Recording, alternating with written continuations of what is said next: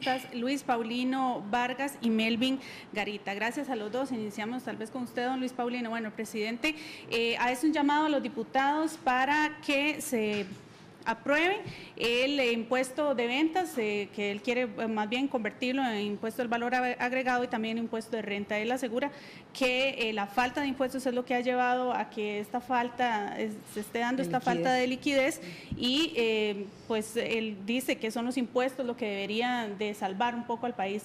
¿Comparte usted esta posición o qué cree usted que es lo que verdaderamente está pasando en la economía nacional que está haciendo que haya problemas para hacer frente a la deuda externa? Sí, tal vez el primer punto que yo resaltaría y que no coincido con el señor presidente es que la economía esté teniendo un desempeño satisfactorio. A mí me parece que eso no es correcto.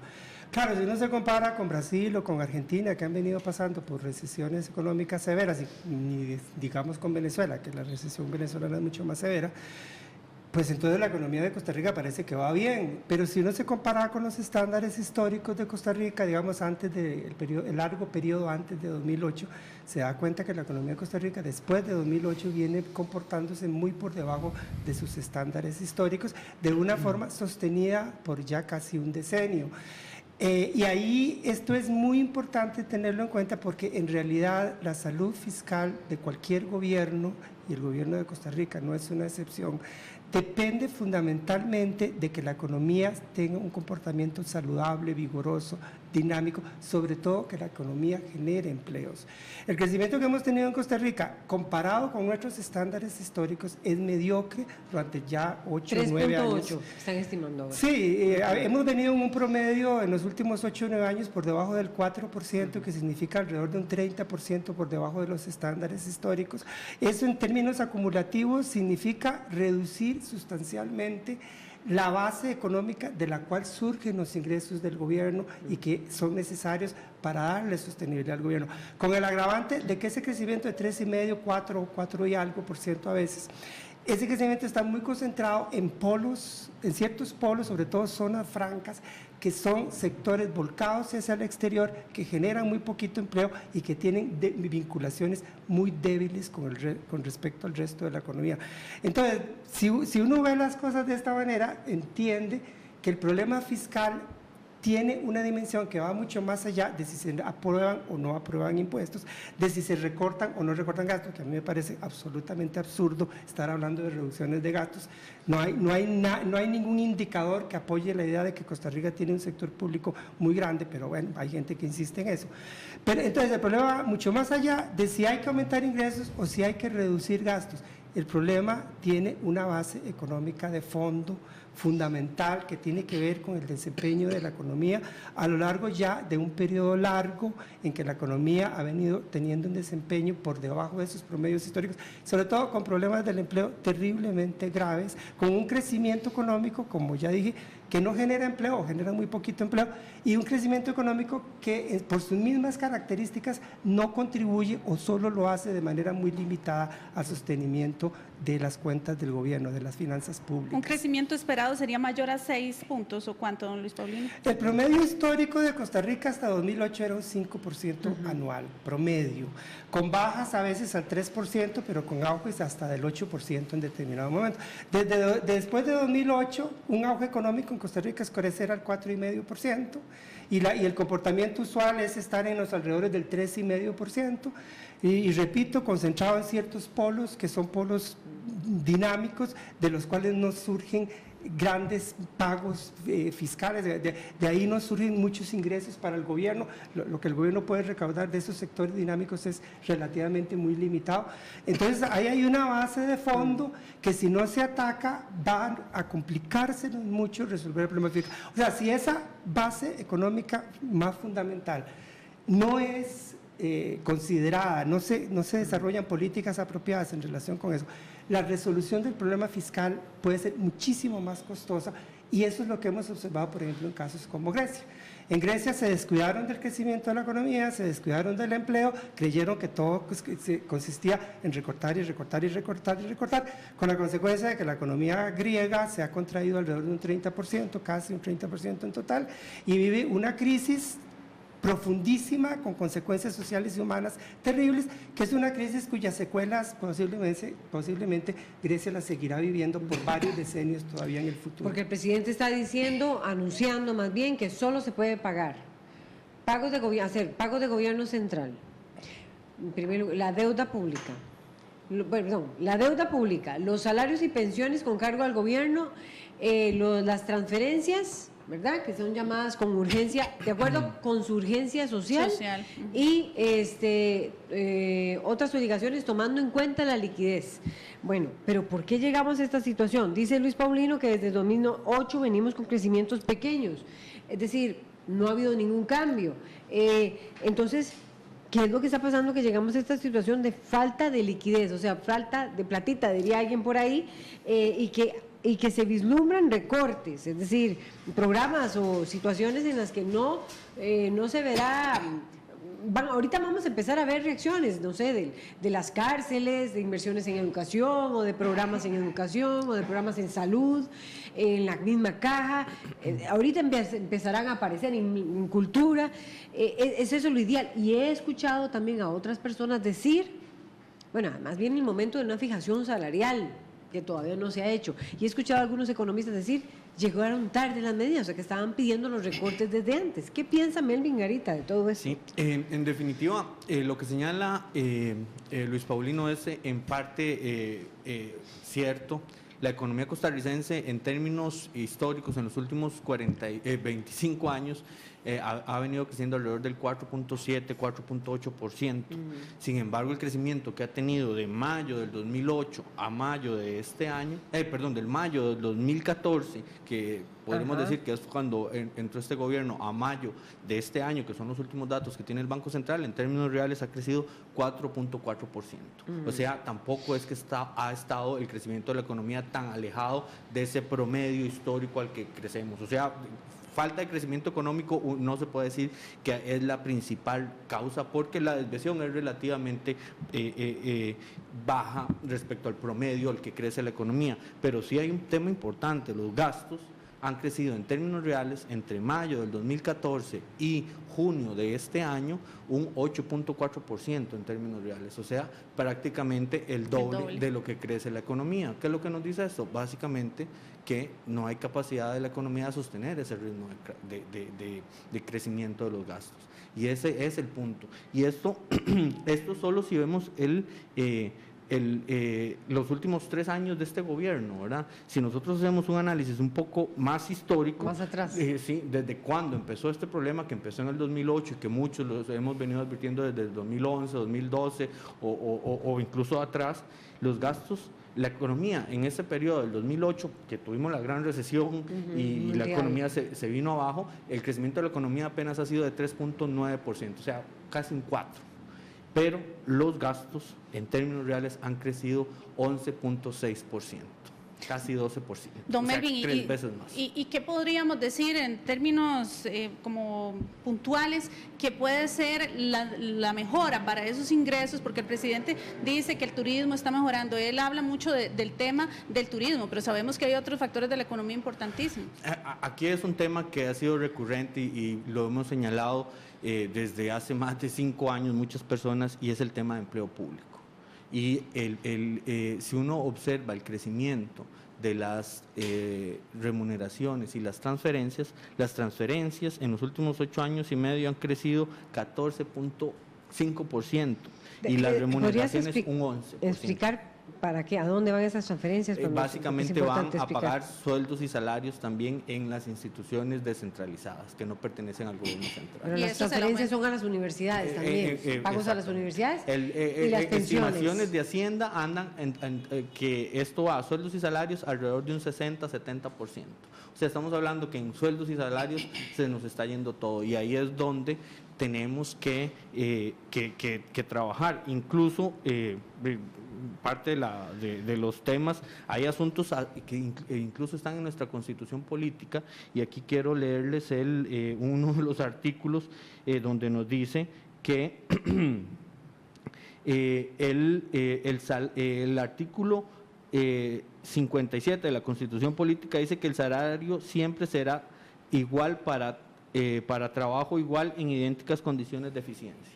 Y hoy por hoy en el sector público tenemos personas que hacen exactamente lo mismo y que tienen diferencias, que una persona puede estar ganando 1 millón y hay otra persona que está ganando 3 millones y otras incluso de 700. O sea, esa reforma, la reforma al empleo público tenemos que darla, porque es eso lo que es lo que está estás diciendo. O sea, Melvin Garita, economista, dice que lo que está haciendo Aguas es que han aumentado los gastos, por eso hoy no tenemos liquidez, y que a propósito ahora de cara a la posibilidad de fijación de un aumento salarial, cuando este año sí va a percibirse una inflación de 1.8, si no me equivoco, es decir, se debe congelar los incentivos y todo lo que se ha venido diciendo en torno a los salarios del empleo público, que es lo que está jalando, que es lo que está disparando. Eso es lo que está diciendo Melvin Garita, que es el responsable de esta situación de la falta de liquidez. Definitivamente. Ok, Luis Paulino Vargas.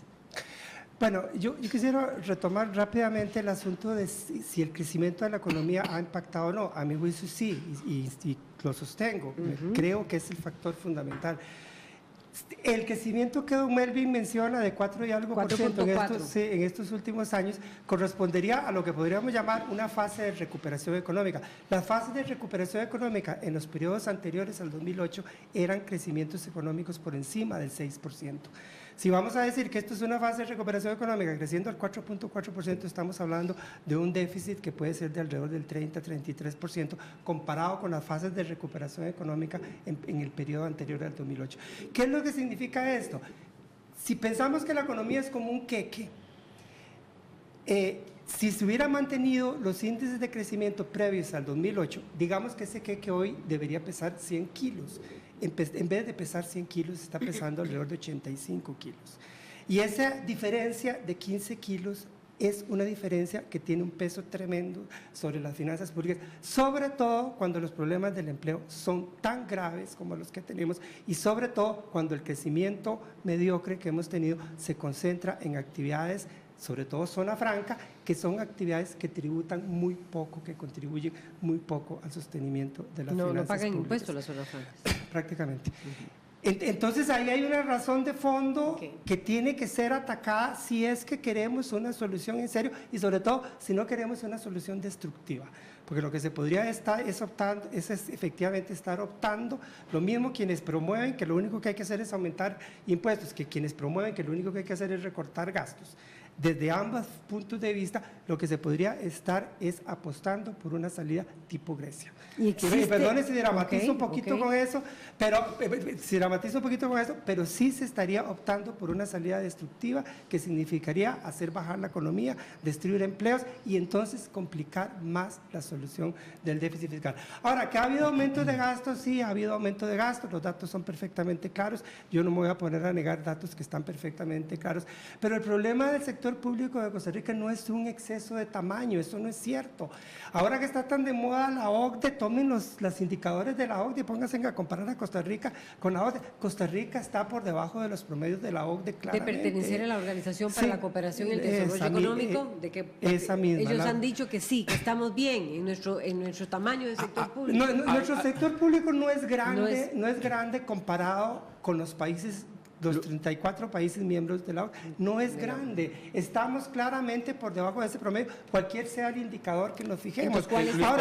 Ahora si queremos hablar de eficiencia, de calidad en los servicios, de flexibilidad en los servicios y sobre todo si queremos hablar de rendición de cuentas, de auditoría ciudadana, de transparencia, de participación ciudadana, si queremos hablar de esas cosas, hablemoslo porque es efectivamente muy necesario hacerlo. El sector público de Costa Rica tiene que ser más eficiente, más flexible, tener más calidad en sus servicios, ser más transparente ante la ciudadanía, todo eso es urgente. Pero ahí no se trata de tijera. Ahí no se trata de agarrar el machete y comenzar a recortar. Se trata de ser capaces de reformar el sector público para hacerlo funcionar distinto y mejor. De tener un sector público al servicio de la gente, que así es como debería ser. El sector público, las instituciones públicas al servicio de la gente, como también la economía debería estar al servicio de la gente. Entonces, el aspecto medular, creo yo, la discusión medular, tiene que ver con cómo ponemos el sector público al servicio de la gente, no con agarrar la tijera y el machete para recortar un sector público que está sobrepasado por las demandas ciudadanas, porque esa es la realidad. Las demandas de la ciudadanía dirigidas al sector público sobrepasan la capacidad del sector público para resolverlo, lo cual es indicador, claro, de que el sector público no es grande, como dicen, pero también indicador de que tenemos que lograr que el sector público funcione mejor de lo que está funcionando. Melvin, Garita. Sí, no, Luis Paulino tiene un punto que es necesario afinar un poco más. El problema no es del tamaño, sí el crecimiento es de crecimiento. ¿A qué quiero llegar con esto? Que estas tasas de crecimiento del gasto, puede ser que el peso del gobierno respecto al PIB sea, ya estemos alcanzando algunos países de la OCDE, como señala Luis Paulino, pero sin embargo no, ese no es el punto es cómo crece eso.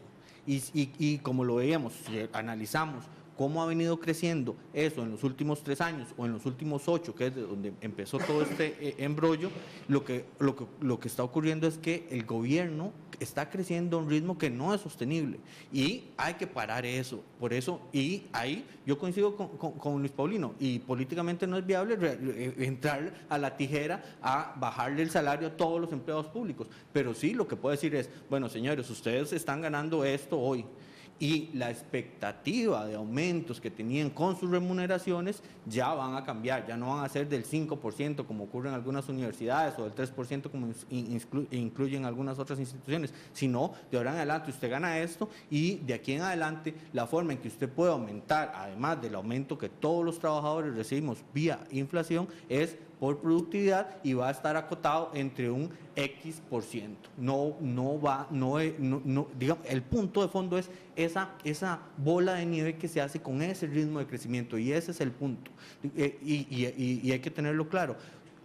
Si nosotros no atendemos ese problema, podemos aumentar, implementar el IVA y aumentar la base, incluir los servicios para que todos estemos, y que es una parte de la economía de las más dinámicas en los últimos años, y que eso lleve recursos nuevos al gobierno.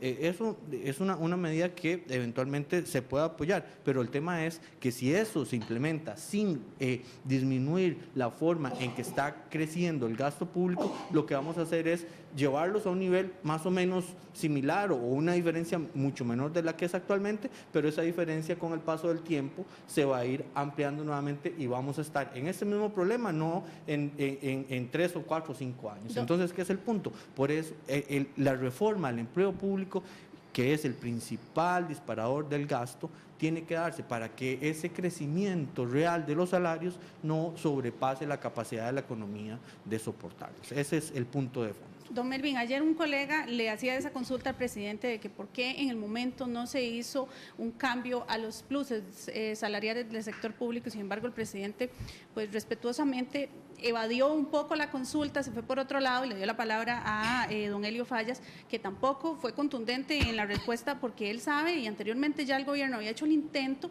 de llevar este proyecto a la Asamblea Legislativa para reformar el empleo público, pero los gremios sindicales prácticamente lo echaron para atrás y no se permitió. Ya él dijo en este gobierno, eso no va. Entonces, y otra cosa que le quería consultar es por qué desde el 2008 a la fecha, casi 7 años después, Costa Rica no ha logrado recuperarse de ese crecimiento tan mediocre que ha tenido en los últimos años. Sí, Casi empiezo con lo último. Vamos a ver, el golpe que sufrió la economía mundial en términos generales fue o se estima que fue incluso más grande que el que se experimentó en 1930 con la Gran Depresión. Sin embargo, gracias al conocimiento, a los estudios, a la mejora de la ciencia económica, se logró evitar, digamos, una contracción de la economía mundial en términos generales igual de fuerte. Después de un periodo de estos, la economía entra en un periodo de eliminar grasa, de hacerse más eficiente, y ese crecimiento bajo se mantiene por mucho tiempo. En la gran recesión tardó entre 15 y 20 años en volver la economía mundial a tener ese impulso que traía. Nosotros ya llevamos 10. Bueno, vamos a llevar 10. O sea, todavía estamos en ese periodo de reacomodo después de un golpe tan fuerte que recibió la economía. Y respecto al primer punto, esto es un tema político meramente, y es difícil pensarlo pero el punto es de organización, básicamente. Si uno... Me permite interrumpirlo, pero es que no han habido aumentos de salarios recientemente, digámoslo así. Alguien podría decir, qué interesante que crece el gasto, pero no han habido aumentos de salarios. Vamos a ver, tenemos ¿cuántos semestres? ¿2? Doña Laura, el Sin punto aumentos. son los pluses. Los pluses es lo que usted hace dice. que... Y pregunto, ¿recortar los pluses impactará realmente, le generará la liquidez que requiere la economía, sí o no? ¿Qué piensan ustedes? Vamos Es a ver. decir, ir por esas medidas que decía Luis Paulino, son las que tomó Grecia, reducir pensiones, reducir los pluses, bueno, la dedicación exclusiva o el famoso plus de productividad, se le da la anualidad y que sea productivo, ok, perfecto, se llegará a un consenso, se aprueban esos proyectos, realmente impactará y generará que va a emanar una economía pujante, creciente, sí o no. Vamos a ver, y eso es muy importante. Vamos a, el punto de fondo es que la dinámica de crecimiento del gasto sea acorde a la capacidad de la economía de sostenerlo. Y a la hora de ponerle una cota a esas anualidades, a esos pluses, lo que vamos a llevar es a garantizar que de ahora en adelante eso sea sostenible. La diferencia entre ingresos y gastos que tenemos hoy, básicamente habría que buscar llenarla a través de, como decía Luis Paulino, eventualmente de nuevos impuestos, como la introducción del IVA, ¿verdad?, que vendría a mejorar, a expandir la base. No necesariamente hay que aumentar el impuesto, la tasa que se paga, sino simplemente, bueno, hoy solo son bienes, ampliemos la base del pastel, como lo señalaba Luis Paulino, ya prácticamente el 40% de la economía costarricense son servicios, y la mayoría de esos servicios no están pagando ese impuesto de venta. Una medida muy positiva para todos sería ampliar la base al 40% de una economía que no está pagando y que es muy dinámica, e incluso disminuir la tasa. Con eso, eventualmente, los ingresos pueden ser mayores, porque hay menos incentivos para no pagarlos. Podríamos pensar en un IVA del 10%, incluyendo todas las actividades, todos los servicios. Ese es uno de los puntos muy medulares. Y llegando al punto que señalaba Luis Paulino y usted, doña Laura, la situación de las finanzas públicas, cuando las finanzas públicas son tan precarias, lo que genera es inestabilidad. Y uno de los principales bases del ambiente para generar negocios, para generar crecimiento, para generar bienestar, es la estabilidad fiscal, junto con la estabilidad monetaria. La estabilidad monetaria en este momento la estamos gozando, pero la estabilidad fiscal es una base para que las personas y las empresas tomen decisiones sin miedo.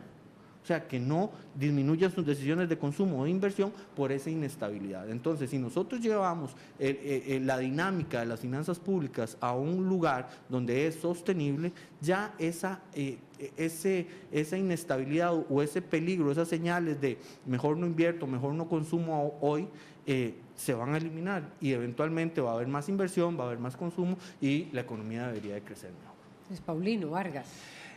Sí, retomando el tema del gasto, efectivamente es cierto, y los datos son perfectamente claros, que el gasto ha estado teniendo un crecimiento por encima del crecimiento de la economía, y eso no es saludable, no debería ser así. Sí tenemos que plantearnos cuál es el sector público que queremos y el tamaño que es el sector público que tenemos. Yo insisto, Costa Rica no tiene un sector público grande. El sector público de Costa Rica debería ser más grande de lo que es, pero eso no significa que vamos a incurrir en un fiestón de gastos desordenadamente, porque eso a nadie le conviene. Desde luego que eso tenemos que ponerlo en orden, pero también veamos cómo las élites económicas, políticas, mediáticas de Costa Rica han asumido este asunto. Lo han asumido desarrollando una campaña vulgar, porque no merece otro calificativo, una campaña vulgar de ataque, de desprestigio, incluso de criminalización de empleados y empleadas públicas. ¿Qué es lo que han generado con eso? Lo que era esperable: irritación, molestia, incomodidad, rechazo a colaborar, es lo obvio. O sea, quemaron el pan antes de meterlo al horno. Estas cosas hay que llevarlas adelante con base en un diálogo transparente, respetuoso, racional, Y las élites optaron por la peor de las vías, que era generar, usando una metáfora futbolera, con la patada a la espinilla, con los tacos por delante, ¿verdad? Y entonces están generando lo que están generando, que es un conflicto político, un desacuerdo cada vez más agudo y el rechazo del funcionariado público a entrar a conversar de estos temas. Ahora, un segundo punto, el famoso cuento de la liquidez. Aquí se manejan una serie de ideas que en realidad son mitos que la economía ortodoxa ha logrado instalar y que todo el mundo se lo cree. Aquí la gente cree, o en Costa Rica, se cree que el asunto de la liquidez es como tener un estañón con agua y entonces hay que sacar de esa agua. El sector público, por un lado, saca esa agua para poder cubrir su déficit y los bancos quieren sacar por otro lado esa agua para poder tener plata y tener depósitos y poder prestar. Eso es falso, eso no funciona así. Eso no es cierto, la liquidez no se genera de esa forma, la cantidad de dinero que circula en la economía no se genera de esa forma. Los bancos no necesitan depósitos para generar préstamos, son los préstamos los que generan depósitos, para ilustrarlo en una manera muy sencillita, sin entrar en mayores detalles. Aquí el tema de la liquidez tiene un nombre y ese nombre es Banco Central de Costa Rica.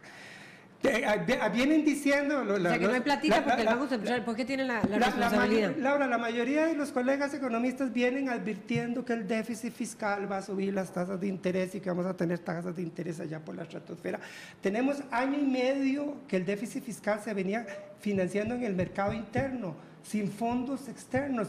La última colocación de bonos en el extranjero, en dólares, $1.000 millones fue en 2015, 2016 completo y parte de mitad de 2017 se financió internamente. ¿Cuándo empezaron a subir las tasas de interés? Cuando el Banco Central decidió que tenían que subir las tasas de interés. Así es, y los datos son perfectamente claros, tan contundentes como los datos de crecimiento del gasto. El alza en las tasas de interés que el Banco Central decidió hace varios meses es lo que está provocando los problemas de liquidez. El estañón se está quedando sin agua porque el Banco Central decidió abrirle un hueco para vaciarlo, así de sencillo. Y por eso el gobierno está viéndose en penurias, en dificultades para financiar. Y ahí es donde me hace mucha gracia el presidente cuando aplaude y elogia a su Banco Central, cuando el Banco Central es el que lo tiene en estos problemas. Y ahí por eso en un artículo que escribí, que publiqué ayer, dije que esto me parecía una especie de síndrome de Estocolmo. El Banco Central tiene secuestrado al gobierno y el gobierno aplaude lo que el Banco Central hace. O sea, lo que vos estás diciendo es que, por ejemplo, estos bonos que colocó ahora, que no han sido atractivos y otros, es decir, esto es producto, cuando decís de las altas tasas de interés, podría ser más sencillo, Luis Paulino, a lo que te referís es... Sí, Laura. ¿Cómo se crea el dinero en la economía? Se crea fundamentalmente cuando los bancos dan crédito. Ajá. El mecanismo fundamental a través de cual se crea el dinero es los créditos de los bancos. Mentira que es el Banco Central y esas fantasías que le enseñan a los estudiantes en primer año de economía. El dinero se crea a través de los créditos que da el banco. O sea, el dinero se crea a partir de la demanda de crédito que los bancos reciben. Cuando las tasas de interés suben, la demanda por crédito baja, el crédito se frena. Pero tenemos un país muy endeudado. Sí, pero en los últimos meses lo que hemos estado observando es las circunstancias de tasas de interés para arriba que están frenando el crédito, están frenando la creación de dinero y están por lo tanto secando, aunque suene contradictorio, haciendo que la liquidez se convierta en sequedad, pongámoslo así. Y eso es lo que en este momento tiene al gobierno al borde de la asfixia financiera. Eso es. Yo tengo un punto muy importante. El problema que tiene el gobierno, el problema de liquidez, se debe a un asunto muy sencillo. Un gobierno se puede endeudar para invertir, para mejorar la capacidad de producción de la economía, para hacer infraestructura, básicamente, para mejorar la calidad de la educación o para ampliar esa calidad, para mejorar la capacidad de producir de una economía. Pero lo que ha venido ocurriendo en Costa Rica es que ese endeudamiento no se está haciendo para eso. El colapso vial es el más claro ejemplo para todos. El problema es que se ha venido haciendo para pagar gasto corriente, para pagar sueldos y salarios y transferencias. Entonces, ¿qué es lo que ocurre? Cada vez se endeuda más y se endeuda más y se endeuda más. el tema de que si nos endeudamos localmente o externamente es importante, hay que ver si la economía tiene capacidad de generar suficiente ahorro externo para financiar el actual déficit, pero el punto de fondo es lo que estamos haciendo con esa deuda. Si estamos endeudándonos simplemente para pagar gastos corrientes, esto lo vamos a tener que pagar en el futuro. Y es insostenible. Entonces, hay que arreglar el problema fiscal, hay que buscar cómo detener ese ritmo de crecimiento del gasto, ver qué ingresos nuevos se le pueden dar mejorando la administración de los actuales y una vez que logremos eso, determinar qué vamos a hacer con esa deuda nueva y seguir gastando para gastos corrientes, lo que nos va a llevar es a hipotecar el futuro nuestro y de las futuras generaciones. Tenemos que irnos, ya no hay más tiempo. Pero, el tema está muy interesante, sí, pero bueno. Pero puedo agregar así, pues, rapidísimo, nada más. Rapidísimo. Sí, yo estoy de acuerdo. O sea, yo no quiero que se entienda que yo crea que es bueno que el gobierno se siga endeudando, de ninguna manera. Al país no le conviene, es muy peligroso, tenemos que frenar esta deuda. Pero yo también insisto, se dicen muchas cosas que, perdone la palabra, son meras supersticiones alrededor de este tema. Y en algún momento este país tiene que ser capaz de discutir estas cosas con seriedad y dejarse de tantas babosadas que se dicen en relación con el tema fiscal. Bien. Gracias a Luis Paulino Vargas, economista, y a Melvin Garita, también economista, por acompañarnos el día de hoy. Vamos a hacer una pausa. Ya venimos.